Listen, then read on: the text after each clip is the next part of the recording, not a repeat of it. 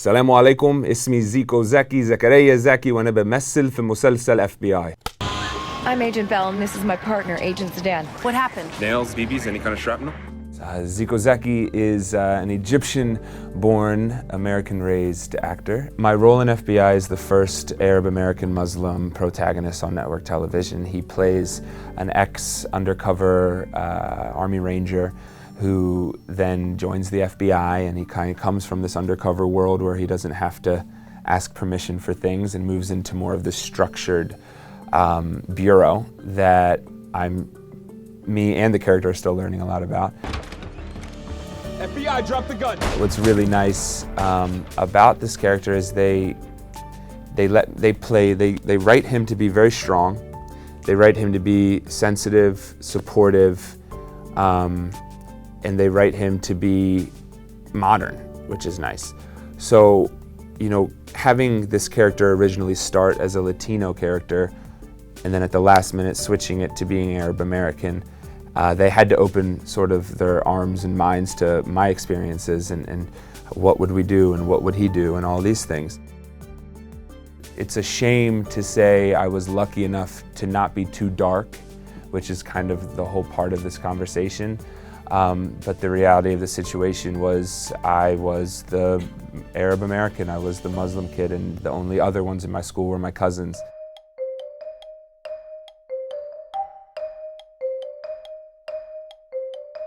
I was born in Skinderiya, Alexandria, Egypt, and came over at about 1 month old. My Egyptian upbringing really made me who I am today.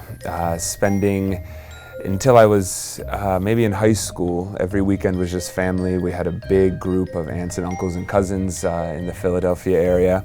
And we would have dinner at my aunt's house, Tanta Leila, in Philly, maybe at least once a month, and during Ramadan as much as we could. Until I was about 6 years old, I only spoke Arabic. I've lost it a little bit since then, but yelling at kids, yelling at the top of my driveway wasn't, you know, the quickest way to make friends. But yeah, it was good. I love it.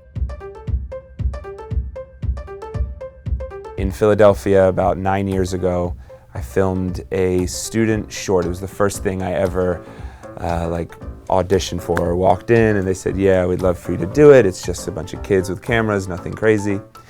And the storyline was set in the summer, but we filmed it in the winter. So I had to be on a bike in a short sleeve t-shirt. And the first day, it's 6 a.m. in January, 30 degrees, 0 Celsius if we're going there. And I just remember being so frozen to the core. And the second action was called, my body went warm, and the second action or cut was called, my body became cold again. And I was just like, that was something.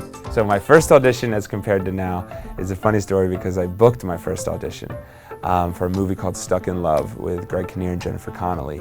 First thing I auditioned for, I booked, so I was like, okay, this is gonna be a breeze.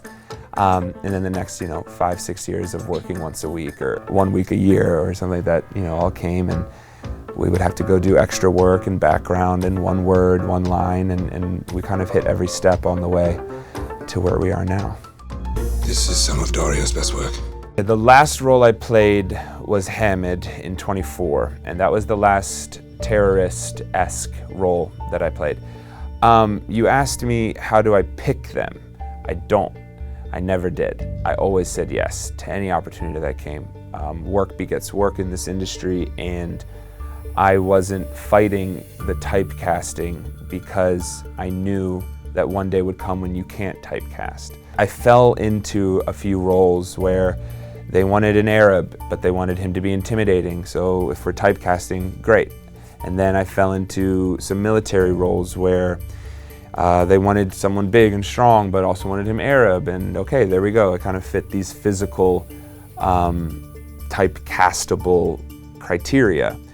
And then I came back, the season kind of started again in January, pilot season where you start to audition for the leads of roles. And it just wasn't happening. And I ended up screaming on the take in the middle. It wasn't even in the scene, and I was like, send it, something different. What do they want? What is going on? I submitted that. It was for this role, but it was a Latino detective at 40 years old. So again, I'm like, there's no chance, And then And then I started looking into real estate classes. 2 days before I got it, I checked my bank account and there was $300 and there was no other checks coming in. And that, was kind of the moment I've always been sort of waiting for, that rock bottom. Yeah, so I kind of just gave it over to God, and here we are. As a son of an immigrant father, over everything, you just want to make them proud. So for me, getting this role was a very big, there you go, Dad, here's the thing.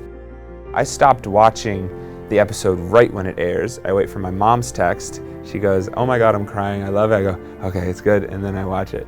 I'm happy that I feel like I should be here. I feel welcome and more comfortable than when I first started, when it was just kind of, oh my God, when are they gonna say, sorry, wrong name, or anything like that. But every day it's amazing. And the fact I get to, on one hand, get dressed up and play pretend cops and robbers or whatever, and then on the other hand, actually have something that, as long as I put effort and work into it, it creates a positive platform, and there is a residual positivity that comes off it.